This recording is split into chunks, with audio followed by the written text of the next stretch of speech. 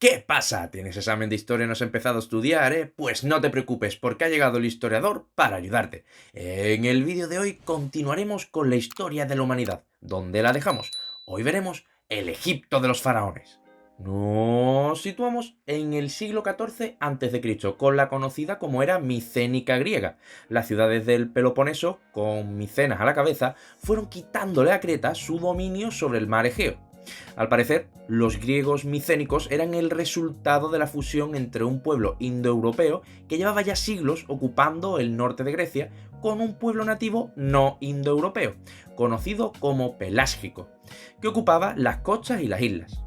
No tenemos muchos detalles de este periodo, pero de algún modo los indoeuropeos que hablaban griego absorbieron la cultura de los pelásgicos, que a su vez estos habían tomado de los cretenses, y se convirtieron en una clase dominante. No hay literatura, ni ciencia, ni historia, por lo que podemos pensar que los micénicos eran una mezcla sencilla de comerciantes, navegantes y guerreros. Tal vez los griegos indoeuropeos fueron los que promovieron la rebelión contra el dominio cretense, y ello les diera a su vez el predominio sobre los pelágicos. Mientras tanto, Canaán florecía bajo el protectorado egipcio, y los fenicios revolucionaron la escritura. Y es que todos los sistemas de escritura conocidos hasta entonces se basaban en asignar un signo a cada palabra. Esto hacía que la escritura fuera un arte muy complejo, ya que había que recordar cientos de signos distintos, y serían los fenicios los primeros que desarrollaron la idea de crear un sistema en el que cada signo representa un sonido, de tal modo que con un reducido inventario de signos, alfabeto, se puede representar cualquier palabra.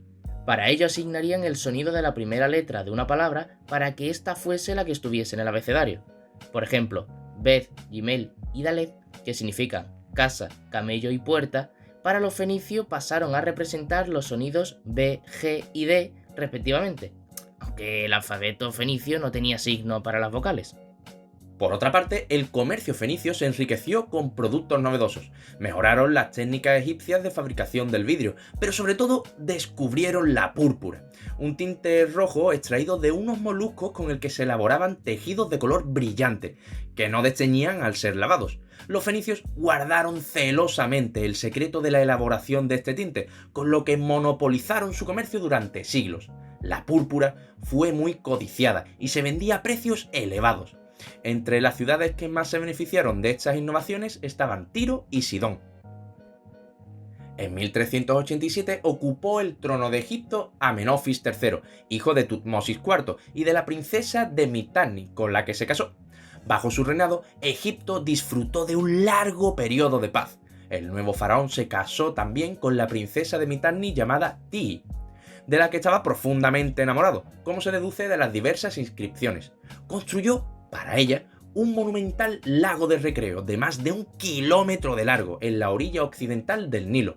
Durante su reinado, el dios Atón siguió ganando protagonismo. La alianza entre Egipto y Mitanni había perjudicado gravemente al reino hitita. En 1385, el rey Ar-Ruanda I murió enfrentándose a las invasiones y rebeliones internas y fue sucedido por su hijo Tudhaliya II, quien, reuniendo al resto del ejército real, logró recuperar el control del estado. Mientras tanto, Babilonia seguía sumida en el periodo de decadencia que produjo la invasión de los casitas. Mitanni cayó en una crisis interna debido a disputas en la sucesión al trono, al igual que había ocurrido en el reino hitita en los años anteriores, mientras que este se recuperó con las campañas militares del príncipe No intentes más. Escríbelo en la pantalla porque es que si no, no vamos a terminar nunca este vídeo. Sí, mejor. Hijo de Tudhaliya II, que fue proclamado rey en 1371, después de que una conspiración derrocara a su hermano Tudhaliya III. En 1370 murió Amenofis III. En su honor se construyó un magnífico templo cuya entrada estaba flanqueada por 2 enormes estatuas suyas. Una de ellas tenía la propiedad de emitir una nota al amanecer. Sin duda los sacerdotes habían preparado algún dispositivo mecánico que dio lugar a muchas leyendas. El trono fue ocupado por el que un principio se llamó Amenofis IV, pero que en 1366, 4 años después, cambió su nombre por otro que seguro que te suena más: Akenatón.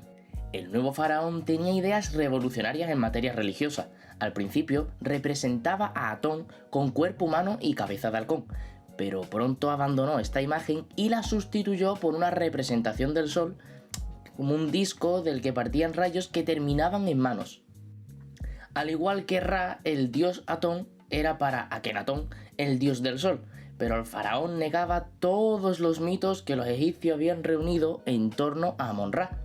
Para Akenatón su dios era el mismo sol, no un dios con forma humana que dominaba el sol, sino el mismo sol, un ente celeste que proporcionaba la luz, el calor y la vida a la tierra y aparte velaba por todas las criaturas. Es más, Akenatón afirmó que Atón era el único dios verdadero.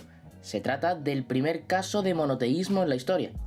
Sí que es verdad que la tradición judía remonta el monoteísmo al principio de los tiempos, pero es muy improbable que Abraham tuviera a su dios por único. Akenatón trató de abolir la religión egipcia, objetivo que, naturalmente, era imposible incluso para el monarca más poderoso del mundo.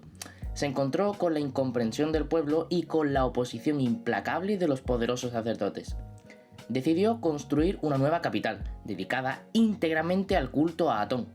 La llamó Aketatón, que significa el horizonte de Atón, y se situaba a mitad del camino entre Menfis y Tebas.